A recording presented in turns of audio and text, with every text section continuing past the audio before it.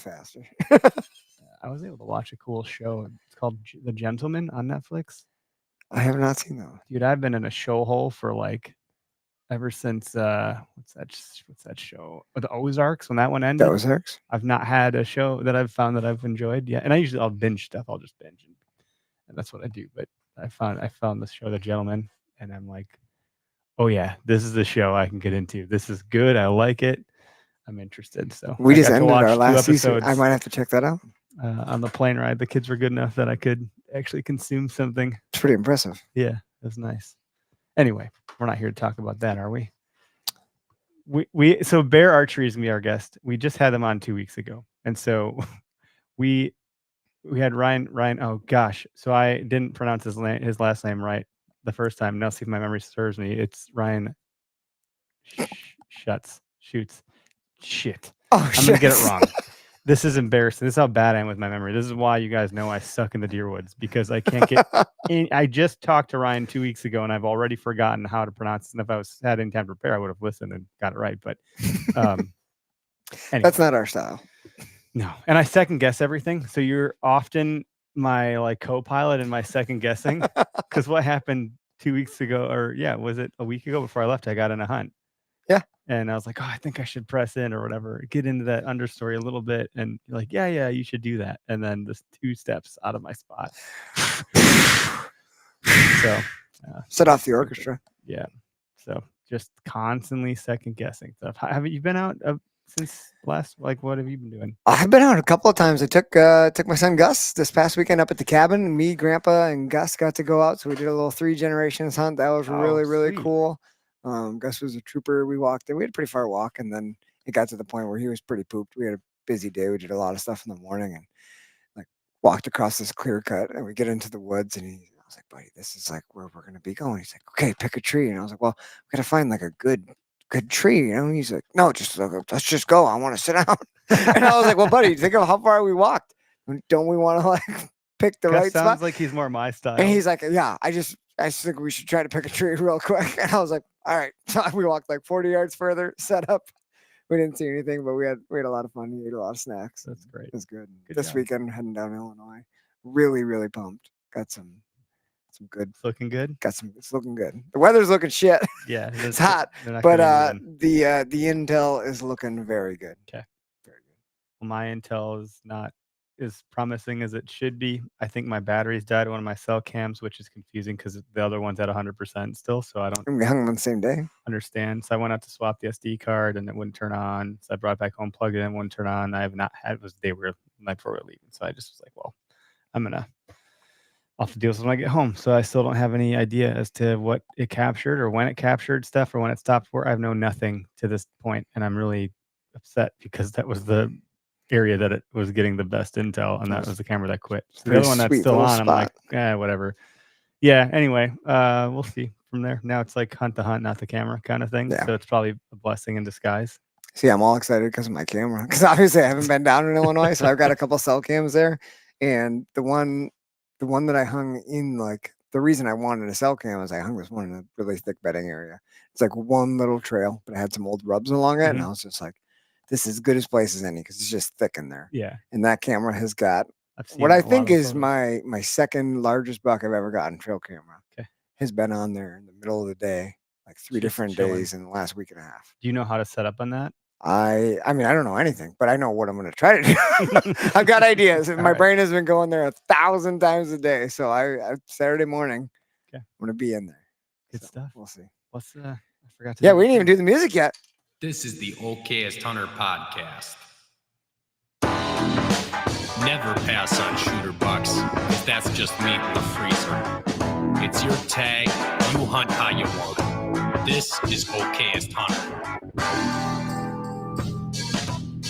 All right, so we're back after, last week's episode was just me babbling for like 30 minutes. Explaining your hunting situations thus far. Crazy. I did it the Saturday before we left. I was up till like midnight or 1 in the morning, working on everything to get ready for the week that I was going to be off. And so, sorry, that was probably a really stupid episode.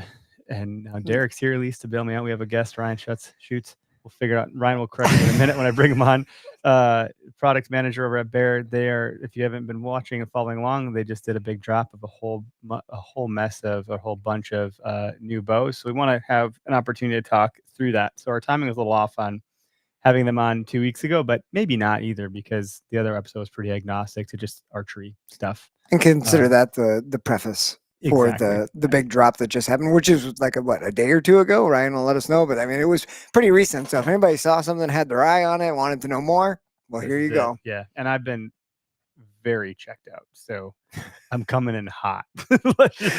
Eric's coming in like he called me at 5:15 and was like, "We just got home. What time are you going to be here?" To get podcast going in 45 minutes, and here we are. You're a trooper, man. You're a trooper. Wild. Yeah, it is what it is. I think I have the wrong like thing on the screen that I want to have. I think it needs to be this one. That's what I wanted. There we go. It's positioned to look a little bit better. It'll take a second, but all right, Ryan, let's get you in here. Sorry for our little BS session, but welcome back to the Okayest Hunter podcast. The fact that you're back, I don't know what that tells us, and I obviously am a terrible host because I didn't learn from my first iteration of getting your last name incorrect. So if you just correct me, that'd be great. You've shots. So each time you kind of stumbled over it, your first one was right. So that's good. It's that damn second guess. It's the subconscious got it. It's the conscious that doesn't have it at all. Welcome back, Ryan. Good to have you again. No, thanks for having me back. I always like to talk archery, so I appreciate the invite. That's good. What time is it where you're at right now? Are we keeping you in the office longer? Where are you? Because the backdrop is really kind of cool, even though we commented on how ours was last time. I'm curious about where you're actually at. So I'm actually in Nebraska right now. So this is, I don't have a very bad office, so to say. So that's what I work on all day, every day. I usually, when I come on these podcasts, I got to make sure I don't have anything top secret back there. Right now. All right, good to go. Yeah, I keep those on a different rack. So that just gives you an idea of how much is around. But we're always trying to innovate. So when it's always at your fingertips, you always get a chance to think or do something different. You have an idea and you're like, God, would that work? And then lots of them don't. But at least you have a chance to play with them and figure it out. But yeah, it's just nope, the weather's pretty good here. So that's just my little backdrop wall of all the bows back there. Might as well make it look nice. It's pretty cool. I think you've maybe hung up a few more since the drop, because I think last time there maybe was a few more holes in that lineup. So it's good that we can now talk about some of the new bows that you guys just dropped. You're 100% right. There was a couple I pulled down on that first podcast. You're on it, Ryan. We know you're on it. You're right back, guys. I gotta take some stuff off the shelf. Well, why don't you kind of set us up here a little bit and talk about why the drop, why now, why so many, and then we can get into some of the specifics of what each one is, who maybe they're ideal for in the deer woods and so forth. Kind of walk us through the thought process behind why you guys have what you've come to market with. Yeah, happy to. So really each bow we're trying to fit either, sometimes their price point. So we're very kind of value based, kind of driven on how we come to market with many things. So I think I said it last podcast, but Fred was huge on archery for everybody. So that is one core value that has never changed through time, through the 90 years with Bear. So it's something we talk about on every bow. And it might be just a feature or two, or it could be the whole entire bow. So we're really trying to make sure that we're giving lots of value and that our line is big and deep enough that we really offer something for everybody. So there's we feel like we can get just about any hunting ability, any kind of maybe even price point bow, give you a really good product and give you a really good experience too. So we're not thinking any cutting corners or anything like that. We want you to have a positive hunting experience. So that'd be why this year was a little bit more than normal. So in total this fall, we've launched 10 models. So a couple of the models we've already launched. So I think last time I spent quite a bit of time. We launched the Adapt 2 and the Adapt 2 Plus. So those are kind of two different models, and then the Gamekeeper and then the Gamekeeper Junior. So we really launched 4 models in August, which is more than we normally do in August. So some different price points and some really unique bows there. And then and then as the rest of the line goes, I'm about to go over roughly 6 more bows. Some of them we'll spend more time on, and some of them we won't. So, I can start at the top. Yeah. So I think, starting at the top is, I mean, we could say start at the bottom, but it doesn't be based on the mission ethos and what Fred Bear stood for. Like, I think all these bows would be fine for anybody at any point, but obviously there's different like thoughts and purposes for each. So, I think starting at the top is a great way to go. And I was on the, at the airport trying to go through as much as I could in between my kids begging me for my phone, and me like going, okay, I guess I should probably give in because they're, they don't know what to do with themselves. They can't sit still. So I didn't get as much research done as I would have hoped for this episode, given the vacation. But I was looking at the new Persist 33, and I don't know if that's the top or if there's other ones that are. That's where I was going to start. You bet it is. Okay.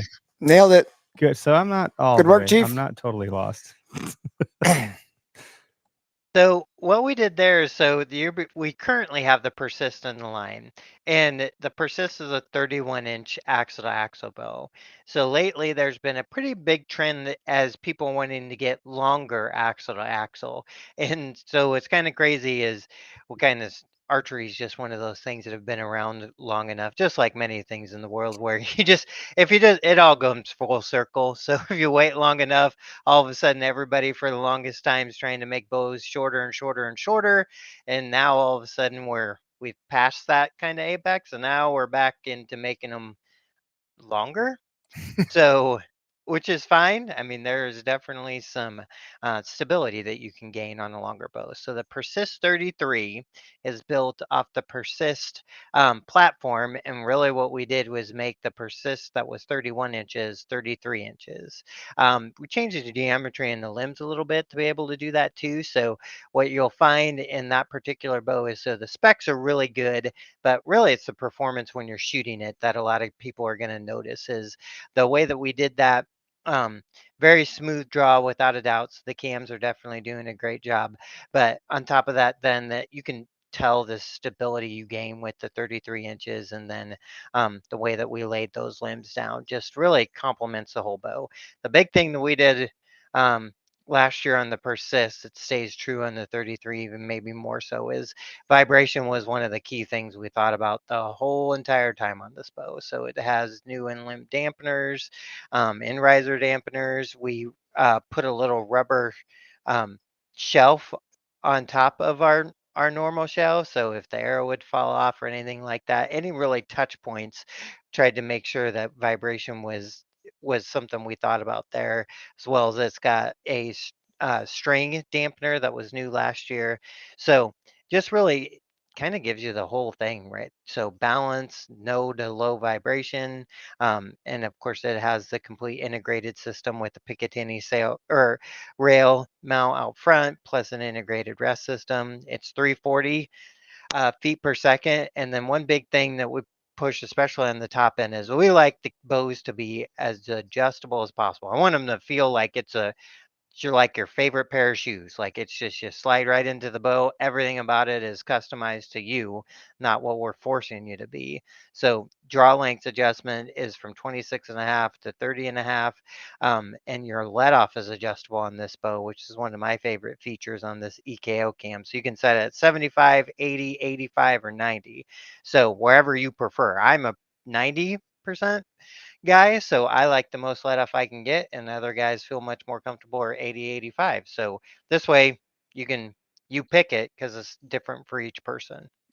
Now, Ryan, last time you were on and you were explaining a little bit about your adjustability within basically your whole line of bows, but in this Persist, does this also are those adjustments, your let off and your draw length, are those two adjustments that you can make without a bow press, like you were mentioning last time, or does this require a bow press? Yep, no bow press on that one, on those adjustments. It's right. There's a floated mod on the cam, and you adjust the mod, and then there's actually a cable stop post, and we give you instructions on how to do that inside the manual, and you're able to adjust that. So like it's literally, if you were like if you wanted to try it at 75% let off and then do a different hunt at 85% let off, you could do that. So for guys like me that, I mean, that's saying no bow press is really pretty damn cool. Like having a bow press, I would say the majority of people don't have one, or maybe they don't have a good one or whatever. They're not cheap, but they're also like they're doable. You can probably go get one for like $1,000 or something. But then I go, okay, well, I don't really know what I'm doing. Do you guys does Bear have a lot of good like tutorials, how to customer support, so forth, that if I start getting in there, that'll have the confidence of good support behind me to navigate that really well? We think so. So we do have, the normal things nowadays. Like, yes, there's how-to videos on our .com and YouTube, and we have some great pro staff and partners that like to do some of that as well for us. And then I'd also say, like, especially, so the Persist 33 is a pro shop only bow. So this bow is only available through your pro shop. So you can't buy this bow online. And we have a great network there where, I mean, they want to help and set it up every way they can, and they can walk you through how to adjust and change things too. And then we also, we run customer service the old fashioned way where you can call us, or of course you also the new age way where you can get online and chat with us or ask us questions there. And we definitely have experts there to help go through that type of stuff pretty easily. And because each bow scenario could be a little bit different. Yeah, and on that note, my son Gus we just set up a Bear legit for him, and he's just a little guy. He's almost 8 years old. Is it the pink one? No, he's got the camo one from Joe.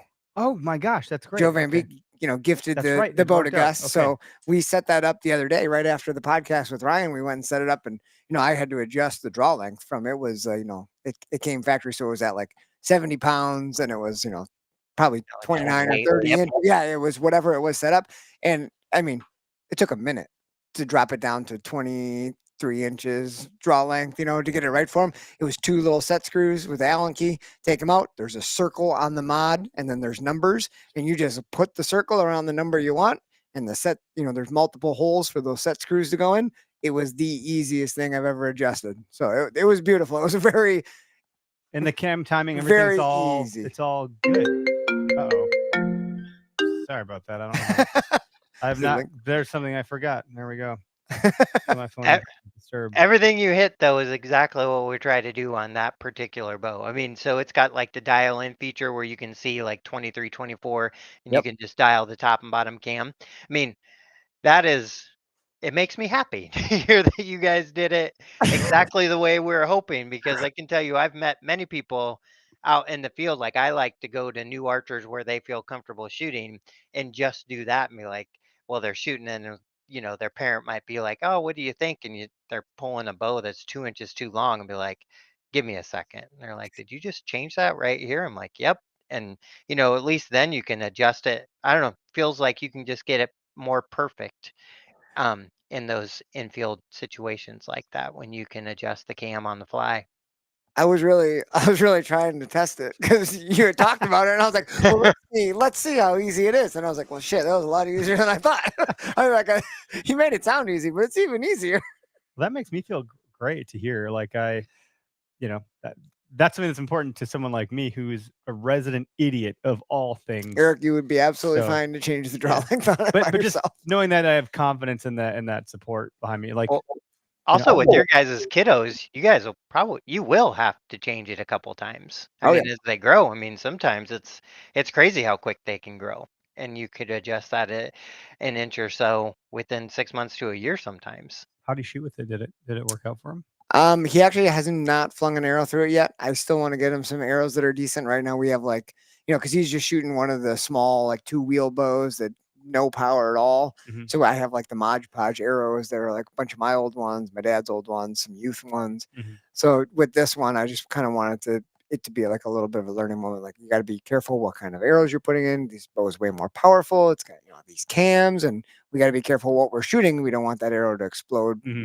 Not that it's going to explode the arrow because it's very, very light. But I just was kind of a waiting moment, teaching moment a little bit. So That's he hasn't shot it. He's he's playing with it all the time. Don't dry fire. Don't let it go. Don't let go.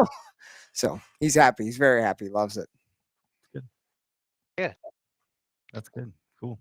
Well, so there's that one, and the price points I'm assuming favorable. How does it compare to the version 1 of the non 33 of the Perseus? So they're the same. So our MSRP on those two bows is $1249.99. So that's definitely our flagship top of the line compound bow that we offer. And then that kind of segues nicely into the next bow, which is a brand new bow in the line, which is the Whitetail INT. Which replaces a bow that we had in the line called the Whitetail Max. And they are really basically the same bows, except so EKO cam, 339 feet per second, or IBO feet per second, and then same brace height, 6 1/4, 31-inch axle to axle. Still a lot of adjustment, 26 to 30 inches, and then you can get the limbs in 45 to 60 or 55 to 70. And then this also has the EKO cam, so you can adjust your let offs 75, 80, 85, and 90. The thing that we changed on this bow is the riser is now fully integrated. So what the integrates really we've seen the market change to is now, of course, that allows you with the Picatinny rail, so you can adjust your sight and get more adjustment on it right on in front of the riser. And then of course the same on the rest, where it bolts right to the back of the riser. And what we're so excited here really is giving that type, putting that type of, integrate capability on a bow with that cam system, plus at the price point. So if you did that in our RTH price point, where you're getting the integrated rest and integrated sight, is $729.99. You can also get that as a bow only for $629. Wow. But what we're pushing there is integrate before wasn't available on any bows really under $1,200. So now as we continue through this talk tonight, you're going to see that become a lot more approachable for just about every budget. Yeah, because that's exactly what I was thinking when you said the price point. I was just running through, it's not a super long list of bows that have that integrate technology built into the riser now, but most of them are double in price of what you just listed that one at. So that's an awesome draw to your, get everybody into archery crowd, because now they've got this great technology at a super affordable price compared to all the other bow makers in the market who are offering that. Yep, that's exactly, and that was the goal and the plan with that. Kind of before we had talked to like, who are we trying to make this for? Like, that's this particular bow is we're giving a ton of technology on this particular bow for the price that we're charging on that, and it allows you to. I mean, of course, you can get this as bow only, and there's tons of sites out there now that pick that or that fit that Picatinny rail system, and tons of rests. So you can buy that bow only, and you can accessory it up as high end as you want. Yep, there you go. Eric's got a picture up on the screen here, so we're taking a look at it. Whitetail. Yeah, when you talk about the riser, some of the stuff I'm gonna play dummy here because I want to make sure people understand. What is it when you say integrated riser? What do you mean? So if you zoom in on where that sight is mounted to the riser. Yep. So instead of being mounted to the side of the riser, which would be the traditional way, it's mounted right in front of the riser. Normally, like on a right-handed bow, it would be on the right side of the riser. If you grab a different angle on our website, like maybe see that? Here, side angles would show the sight maybe the best. Oh, wrong one. Here we go. Side angle. Yep. That one you could zoom in and see it. That bracket right in the front of the bow. There you go. So that's the Picatinny rail. Is that how you say that? Yeah. Yep, go to the next image. Yeah. So the Picatinny rail right there, and then our brackets mounted right on top of that. So instead of 2 bolts, holding your, just like to the side of the bow, the bow is mounted. The Picatinny rail is like a clamp system, right? Yep. It's clamped directly to the riser of the bow. It's not the bolts that are necessarily holding it. It's mounted directly to the riser. Oh, I see. Okay. Thanks for, that's the kind of stuff that, and that matters for just like weight distribution and balancing and like line of sight or balance for sure. Yeah. Kind of all of those is what I would say. Balance definitely changes the balance of it because now you don't have as much on the side of the bow.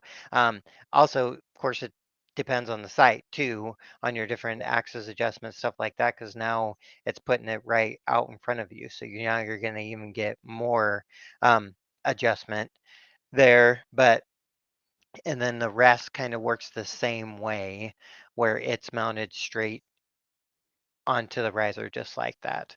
So, and those features have been around for a while, but we just started, we used to only offer them on our flagship bows, so like our $1,200 bow, and now you're going to start to see that come through the line. That's awesome. That's cool.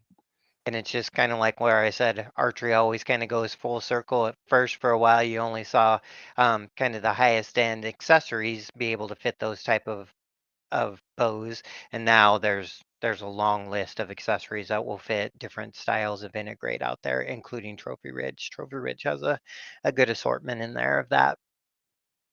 That's fantastic. And Trophy Ridge is, sorry, remind me, is that like a branch of your company? Yeah, it is. So Escalade Sports owns Bear and Trophy Ridge. So Trophy Ridge is a huge accessory brand. So that's why you see us partner up all the time on like we call it Ready to Hunt. The RTH is kind of the acronym I always use for that. So the Ready to Hunt are always chocked full of Trophy Ridge. Excellent. Great accessories, and they definitely work great on our bows. Cool. Ray Lufter just commented, said just pick up a new Bear bow for the first time and absolutely love it. That's pretty great. And there was a comment from earlier. I like to call the comments out so people feel acknowledged.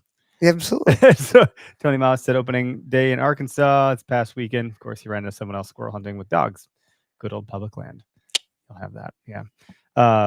No, that's cool. And thanks for like breaking it down Barney style and holding my hand through some of the stuff too. I assume that there's others that there's a full spectrum. Some people are like, duh, Eric, didn't you know? And there's other people like, oh, thank God he asked that question. I had no idea, so we have quite the range of listeners, and I just want to do a good job of making sure we explain things that if I don't understand it, I assume someone else might not either. And I think on that note, there was something I wanted to mention before that this might be a great little side note before we jump back in and Ryan explains another bow or two here. But as far as like, I just think that the Bear and what Bear Archery stands for and that barrier of entry, sorry not to overbear on that bear word there, but, bear down, but the barrier to entry, right, for archery is, to me, it's a challenging one for people who have not done it before. The archery pro shop is an intimidating place because you might feel like you know nothing and you don't want to be looked down upon. And people, there are people at pro shops, especially higher up or like, the more elite dealerships that like maybe look down on you if you ask some of these questions. And I think that's a really hard thing to do. And I think that can be one of the reasons that people sway toward crossbows. And not that I have anything against crossbows at all, where legal, use them. But I think some people think that there's like this big discrepancy in like getting into it and like what's going to be easier. And I don't have to ask questions as much about the crossbow because it's just a crossbow, you just point it and shoot. Whereas like if you are going to a dealer that carries Bear bows, I feel like that's a dealer that is willing to like explain it all to you. Be like, they know what their crowd is. They know what their customer is going to do. And it's not that big a jump to go from crossbow, if you're thinking about it, to pick up a compound bow. Learn about it. It might be for you. And you may miss that opportunity if you're, a little bit worried or a little bit like, I don't want to be like looked down upon, because I totally get that. I've been shooting archery since I was 8 years old, and I have walked into pro shops and I have felt like that even 20 years after I started, where they just kind of look at like, oh man, look at like what a stupid question. Like it's never a good thing. You know what I mean? So I just wanted to point out that fact that like, man, if you got a dealership near you that carries Bear bows, I would say that's a great one to start with, not just because of the Bear, but they know what their clientele is going to be and they're there to serve the people and get people into archery. Yeah. That's all I want to say. No, I lean into that. Clearly, we have a whole brand built around it. So I think it gives people a little bit of grace and like breathing room to have that voice of like, I don't know. I mean, but I don't mean to be so brash and not have any responsibility associated with it either. But let the experts do the things that they're expert at, and then I will trust the process and learn what I need to learn with the time that I have. And I would never talk down someone who doesn't know how to podcast. Like I'll just, what do you need to know? I'm not Yeah. going to make you feel stupid about it. If you don't do it every day, you don't know, or whatever, all that kind of stuff that exists in this studio. But we go to Whale Tales, or that's where I go at least. It's close, but it's reputable, and they know if they put our show on the TV for us in there. That's super cool. Kids go in there. I walk in, hey Eric, kind of thing, and I'm like, hey, I don't know anything, guys. Like, just do what you need to do, and they're always like, yeah, we got you, no problem. Like, it's not a big deal. And you've seen their shop on our YouTube channel, perhaps, when we were getting the bear bows tuned up. Me and Greg went to Whale Tails and got it all set up and configured and lobbed a bunch of arrows. I was just in there not too long ago, just shooting a little bit more, getting some more upgrades. It's nice when you have a shop of people that aren't going to make you feel that way, but rest assured, if you just make them, if they have an ego and they're going to be condescending, just feed their ego a couple treats and they'll feel better, and then it's no big deal. Like, they won't make you feel stupid if you make them feel like they're really smart. So it's my 2 cents on that. But no, that's good. So that one's only available, or sorry, the 33 is available at pro shops or dealers only. Yep. So the first few bows I'm going over are just pro shops. So we call them our Legend series. So the Persist 33 and Persist, and then the Whitetail INT, and then the next bow I'll go over, which is the Legend 30, is also a pro shop only bow. And I agree with everything you guys said. A great pro shop is worth so much. Because to me, the best bow for you is the bow that you like the most. Like, you should be shooting multiple bows. I, of course, think that it should be the Bear brand, right? But Yeah, but we're all different, and I wouldn't say, especially at certain price points, there's a lot of good bows out there, and it's kind of like pairs of shoes. Feel matters, comfortability matters in these type of bows. So, because confidence is a huge part of archery. Us guys that have shot for a long time, you could be like, oh no, it's just 100% athletic skill. No, there's a lot of it. A lot of it happens in between your ears. Whole lot of it. Yeah. So, knowing the equipment and how to adjust and get the most out of it, that's what those experts do and know. So, they can help with that. So, especially on these, like what I'm going over, is there's so much adjustment, right? And the reason for that is to get it all adjusted right for you so it fits and feels the best. So, the Legend 30 in our Legend Series line is our most adjustable bow. So, this is definitely kind of for that guy that's maybe not sure exactly what his draw length and stuff is yet, but he wants some of the maybe step up to getting close to the best of the best stuff. So this is 320 feet per second, 6.5-inch brace size, so it's extremely forgiving on the brace side. Axle to axle is 30 inches, so getting a little bit shorter. Um, and then so for more maneuverability, but draw length is adjustable from 18 to 31. So it's huge. Like, this would definitely start to get down into different youth categories of that would be able to get shorter draw lengths. And then the draw weight's adjustable from 14 to 70. So the bow really is going to fit everybody, and it's an 8 straight 85% let off, which is a great let off. It's probably one of the more comfortable let offs. But huge adjustment on this bow, which is really nice. But then you're still getting the really high end effects on the risers. So you've got in limb dampeners and riser dampeners. Plus, we've got the integrated technology on this bow as well. So I have a few questions. First, Go ahead. I won't ask them all at once like I normally do, but how does this compare to in the wall here is the Legend XR, which I enjoy and like, and I have that as kind of like this backup because it's still fully outfitted. So I got a bunch of new stuff for the other bow that I have. Just I wanted to kind of get into it that way to have two, because we've had some bows get drop tuned around here. So how does it differ from the previous, or like the predecessor model? So it's very similar to the XR. The risers are different, and but the cam system would be the same. So where this bow has changed some is 30-inch axle to axle is different, and then also this bow is fully integrated. So it's got the Picatinny rail out front, plus the rest, or the IMS rest and system in the back. So the XR does not have those features. So it's really the riser that has changed.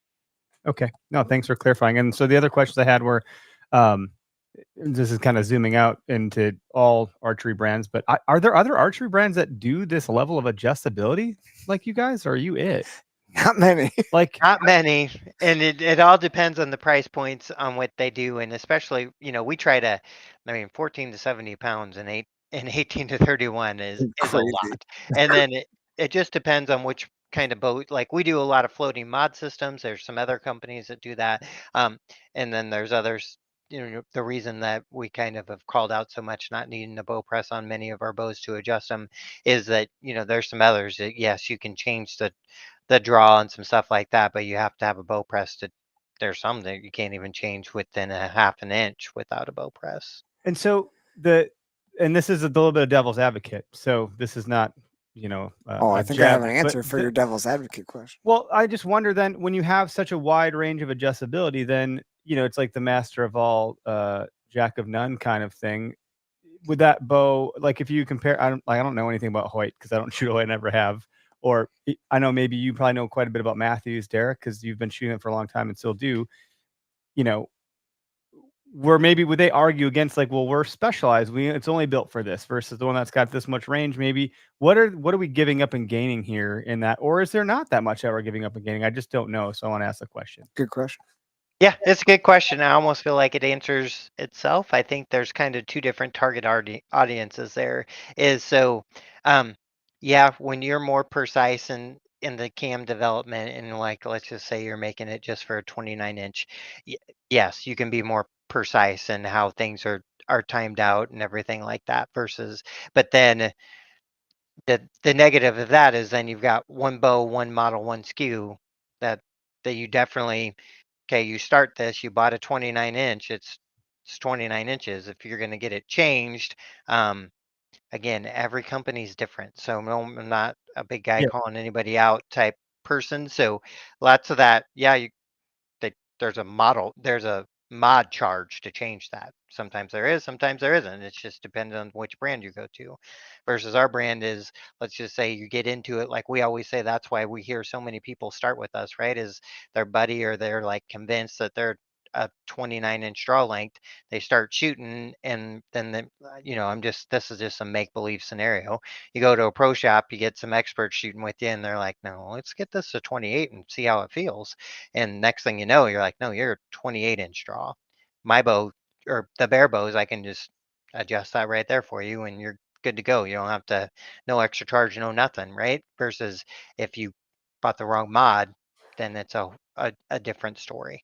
And this is what I find to be really cool, because it's really easy for someone to say we live our mission and follow our mission, our ethos, and it's actually kind of hard to do.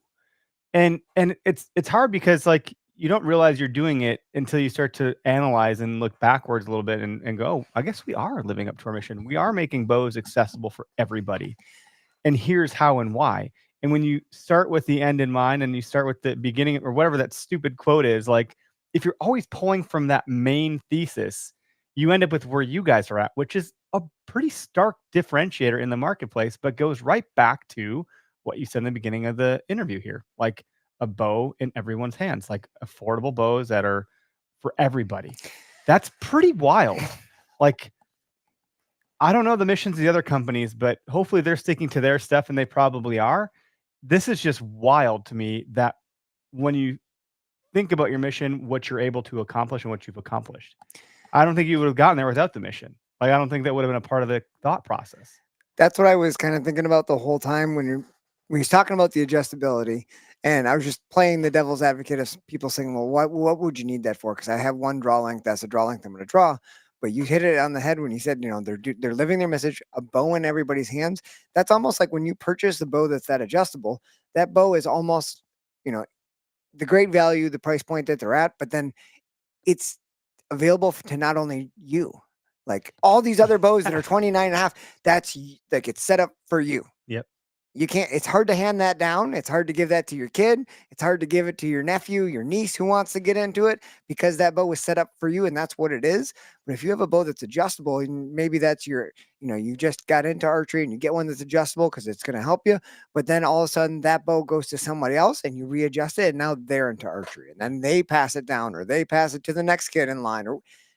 And that's not going to be for everybody, but that is living the mantra of what Ryan described, which is great. Think if you're gonna sell a bow or something. Well, now a lot more people can buy it than only some people. I mean, even if you want to take it to that extreme, now that you want to be getting rid of one, but it's cool. It's pretty great to consider that you guys have you're living your mission, and that's not most companies or organizations. I think some might think they are, but not this clearly.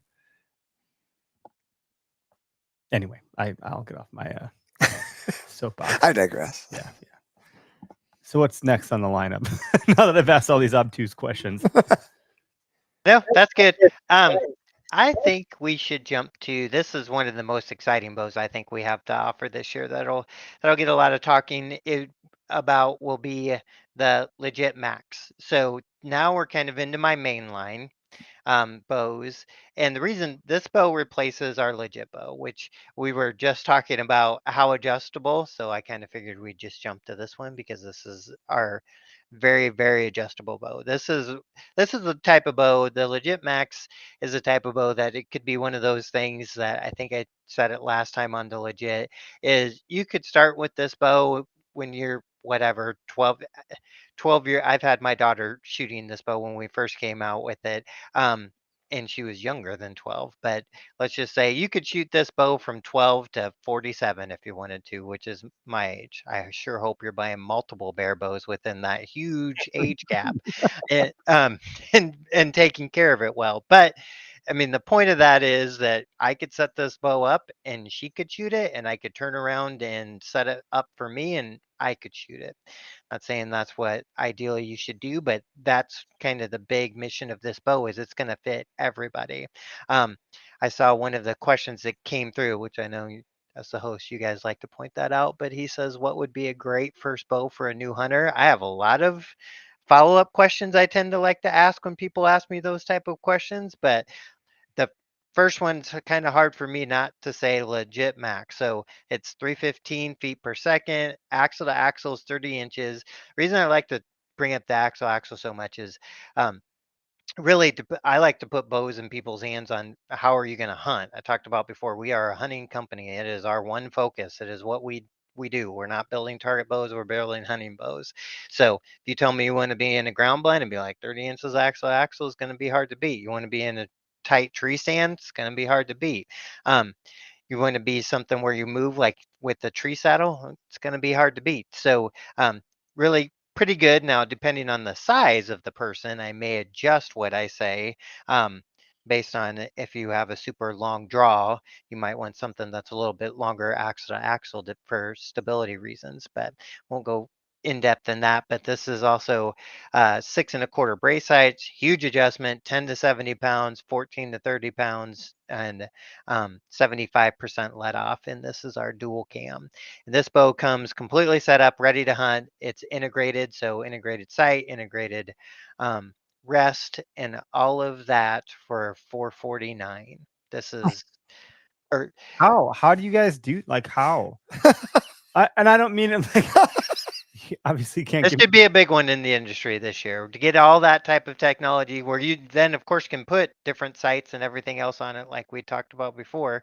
But it's a good bow. It's a really you can good barely bow. buy like a higher end sight for $400 nowadays. That's wild. You can get all. And this is one of those fun ones. Oh, I want to say we have 12 color options. 1, 2, 3. What? That is fun. 12. Especially if you're getting your So first... I mean, you can get it in bottomlands. You could get it in mossy oak roots that they just launched. You can get it with blue accents, pink accents. It's fun. It's a fun bow. That's cool. Yeah, we've given away 6 of those bows. Now, Legit? I think. Legit?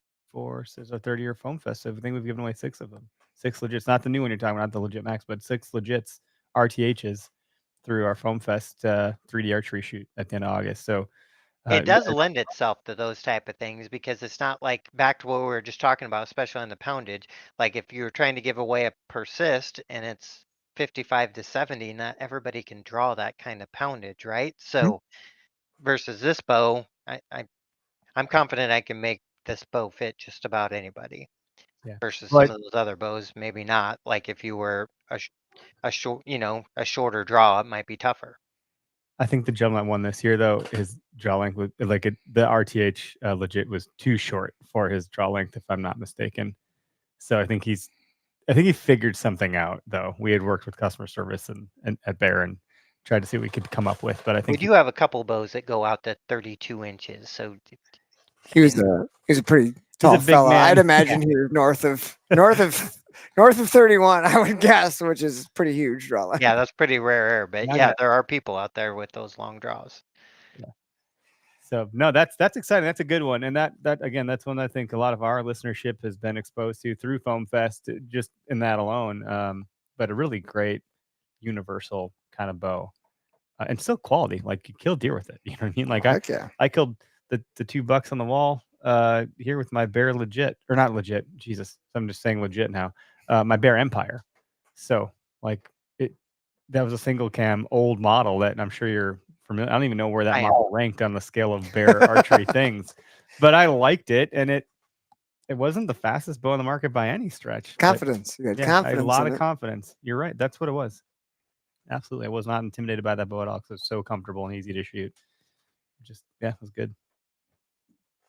So the next bow that I was planning to talk about fits that to a T when it comes to very smooth draw would be the Species XT. So this bow is similar to the Adapt, which we did talk about on that last podcast quite a bit because we had launched it. But it's a 320 feet per second. It's a single cam bow, so very smooth, but 6 3/4 inch brace height, so very forgiving, long brace height, and then 30 inches axle to axle, so still very compact, adjustable from 23.5 to 30.5 inches. Now this bow, you have to pick your limb, so you either go 45 to 60 or 55 to 70, and then 80% let off. And it's available in quite a few colors, not 12 like the one before, but you've got 6 different options you can go in there in between solid and camo, and it's integrated as well. But this is a great option on if you're, a smooth draw cycle is really very, very important to you. That's why the single cam's out there.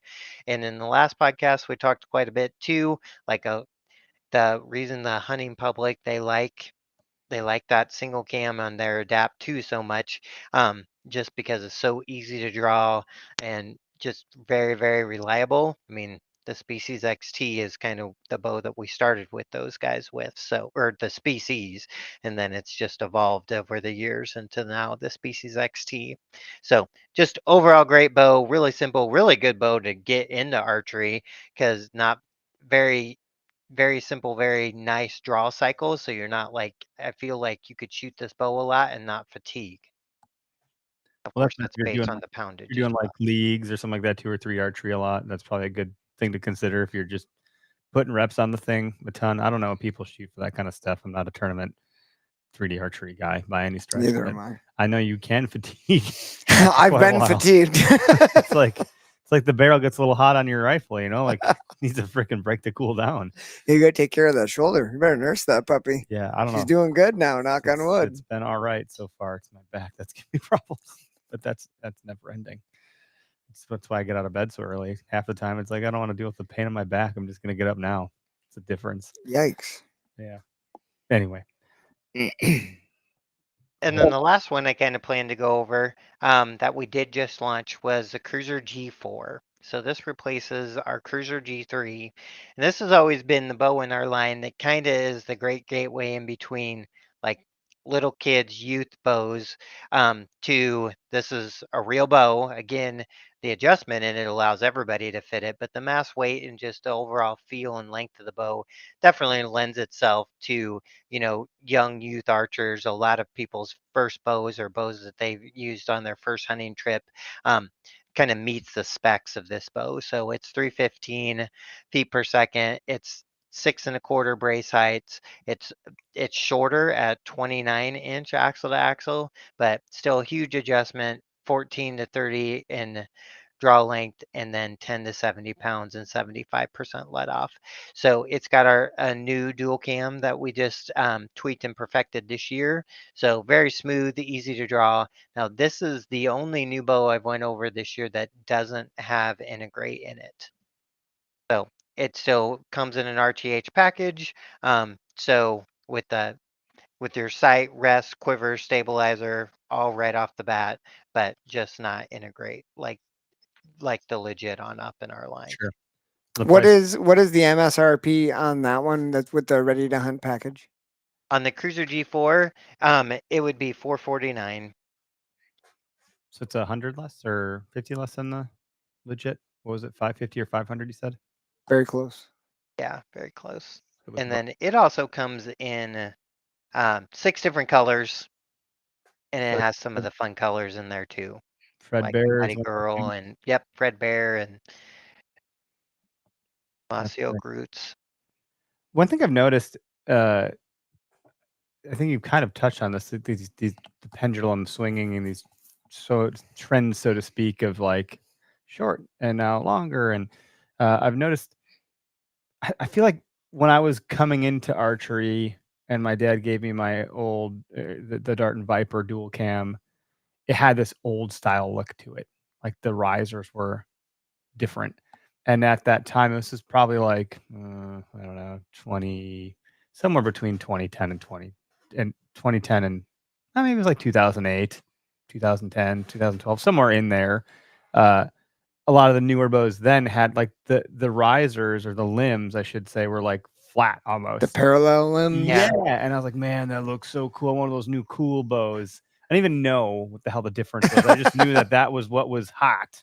And I was like, that's what I want, because I want it. As a young man, I was really easily influenced by marketing and all that stuff, and influencers and so forth. And that whole stuff has changed now. But I feel like the bows now, like you said, the look is starting to look more like that old Dart and Viper I had, where they're not that parallel limbs. So are the parallel limbs, is that still a good option for people? I know you guys, I don't see a lot of that here.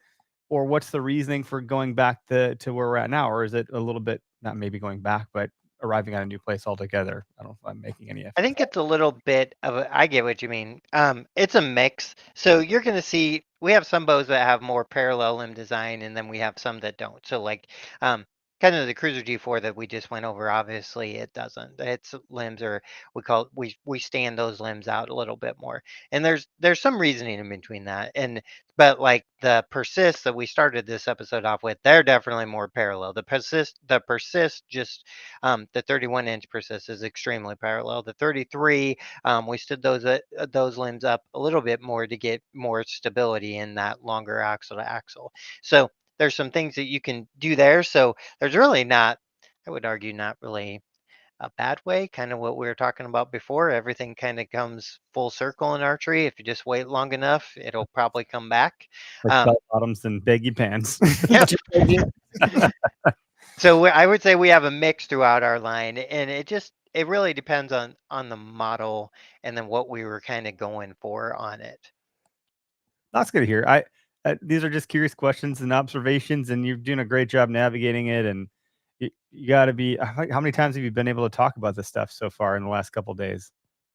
Quite a bit lately. So, and as we talked about before, it's always nice. I've been lucky to be on quite a few of these podcasts. These are my babies, so I want to talk about them. It's one of those things. Like I always tell people, I was like, just think if you had a baby 9 months ago and you couldn't talk about it until one specific day.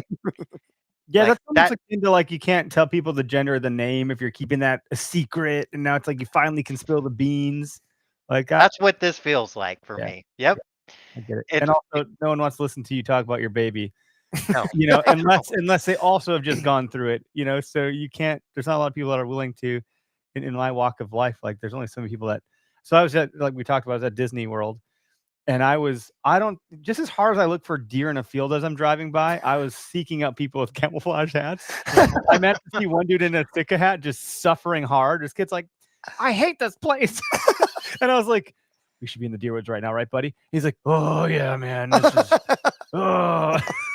So my one moment with another hunter, like I just wish I could have found a few more of them, like I just talked about and shared trail cams pics with or something. Like I was just dying. That's how bad it was for me to like be missing deer hunting. You were Jones and you The needed weather a was fix. hot. I'm like, there's nothing about this. This is what it's supposed to be at this time of year. But okay, so here's the question. I don't know if anyone's ever asked you this, but I think between us here, Ryan, let's be honest. Which one of the bows and bears lineup did you make for yourself, being a product manager? That's a good question. That's a real good question. Which one did you really be like, I'm going to make one for myself? If you were a cobbler, you probably might make your own pair of shoes. I'm just saying. I think it's tough. I want to say it's tough because there's like certain parts or pieces to each one that you're like, oh my God, I love that. But then it's like, oh, but I kind of wish it was on this bow instead of that bow type thing. So, which is fun because that always pushes us to keep doing more and more bows. So it's hard, like I just said, they're my kind of like my children, so it's hard. Yeah, I hear you there, but And then there's also sometimes where, like, of course, I've been in archery a long time, so it's you kind of gravitate to the flagship, knowing that the Persist 33. Now, I've never been a super long axle guy because, as I said before, can't exactly tell on camera, but I'm not super tall. I tell everybody I'm 6'2", but I'm real life like 5'4". So I don't need a long axle to axle. So I like that 30-31 type deal. So I really like the whitetail INT this year. I think there's a lot of good bows in our line, but I really like the adjustability of the EKO cam. And I think I talked a little bit about this on the last episode. I'm a big pull through shooter. So there's times where I will shoot a T-handle rest, and there's other times where I'll shoot just a wrist style.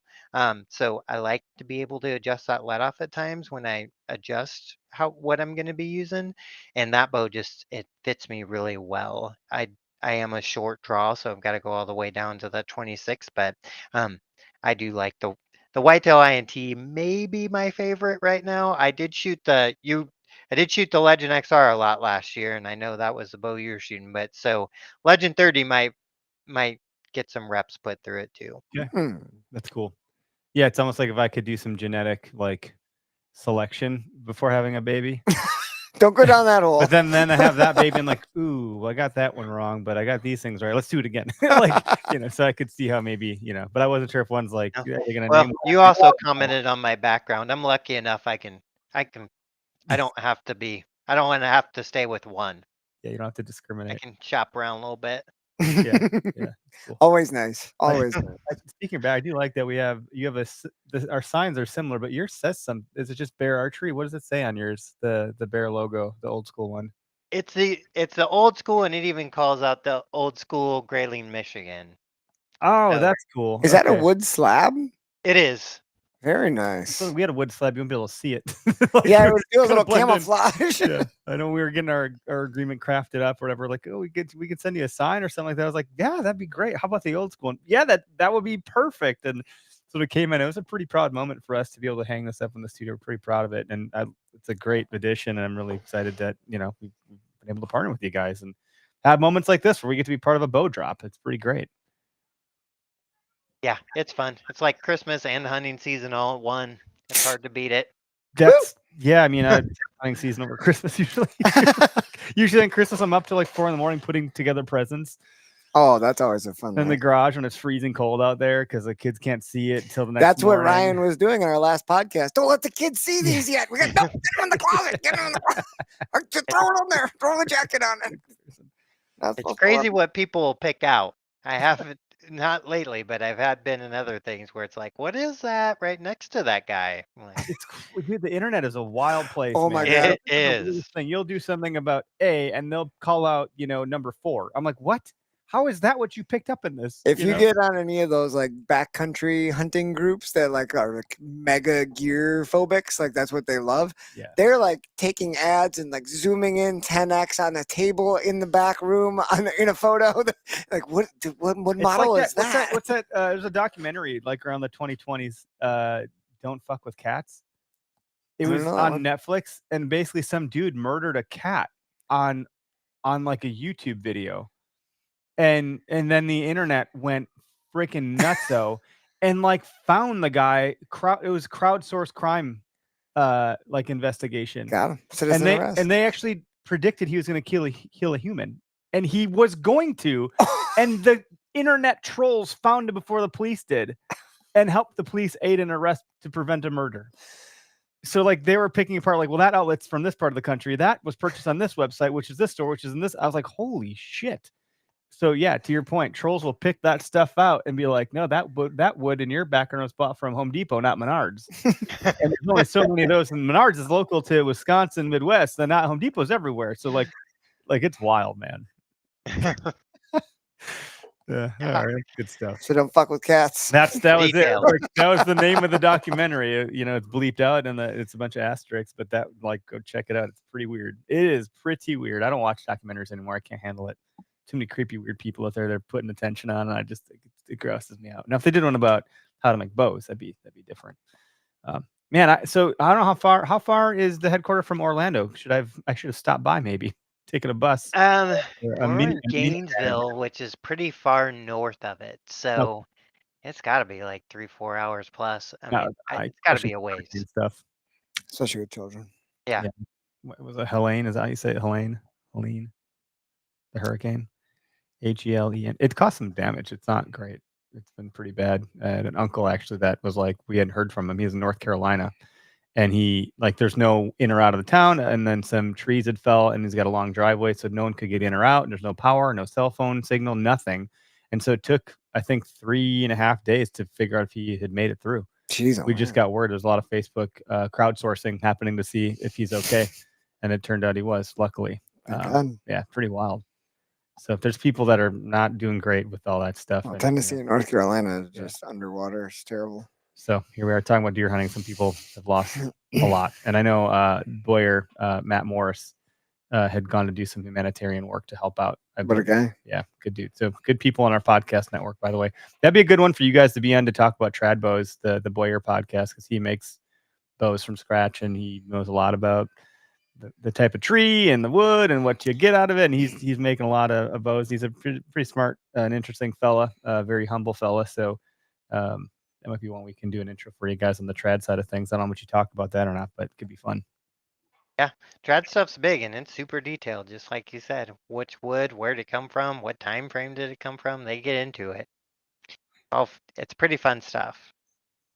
Matt's really big into building the self bows, the one-piece wood bows is what he was explaining to us.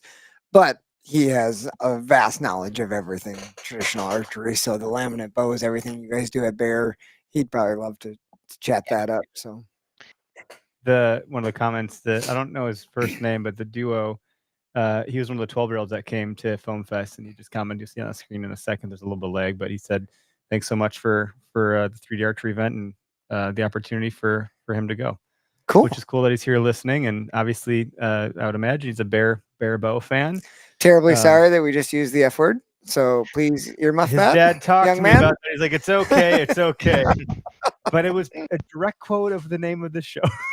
it's just, I could have bleeped it. I have a bleeper somewhere in here. I don't know which one the bleep is. Obviously, we don't use that one enough. Because I don't even know which one it is. Yeah, I'll probably get it wrong, so I'm not going to bother. But it's there. Anywho, well, Ryan, thanks for being on the show. Any final thoughts or anything else you want to leave the audience with before we kind of wrap it up? Not too much. It's pretty fun year. I mean, there's so many new bows out there, so our bear bow line is as big as it's ever been. And I'd just say, like we talked about earlier, go try them out. Shoot a whole bunch of them, whichever brand style that piques your interest, and we hope that you give Bear a chance and see what fits you guys best. We want everybody to be successful. So look at Bear next time you're out looking for a new bow. That's fantastic. Excellent. Yeah. Thanks, everybody. And say, everyone, Nathan Hyde just said happy Tuesday. Happy Tuesday indeed. Happy opening day to all the states that open October 1. Yeah. Today was a huge opening day across a lot of the country. Good luck to everybody. If you made it out to the woods, hopefully you have a safe hunt and enjoy your season. Cheers, everybody. Thanks for being here tonight. Well, with that, we'll be back next week. I think the next couple weeks we have some guests lined up. And then we kind of get into a deadland zone, which You're going to be in Deadland Zone when Greg and I are gone. that's true. It'll work out perfectly bad for you. I'll have to plan for that accordingly. Yeah. Yeah. Do we have a guest on when you guys are gone? Did I say? You said you have one next week, which is the last week I'll So- be here for 2 weeks. It'll be the 8th and the so I don't have the next one after that is the 5th of November. So is that from a movie? Remember the 5th of November, or is it the 4th? I don't know. Well, that's right around I don't election know. day, so that'll be interesting anyways. Cool. So if we need a guest, anybody listening, knock on our Instagram door. Let us know. if you're Slide into Eric's interested. DMs. We could do. I mean, we have the call line too. We could be happy to do a listener call-in episode, as long as there's enough planning and prep that people actually call in. So I'm not sitting here twiddling my thumbs. That could be fun. But everyone, thanks for listening. Good to be back. I don't know what day it is. Basically, I'm totally upside down and kittywampus. So I'm drinking coffee at 7 p.m. and I'm pretty sure I'm not going to sleep tonight. It's a full mug. So yeah, lots of work to catch up.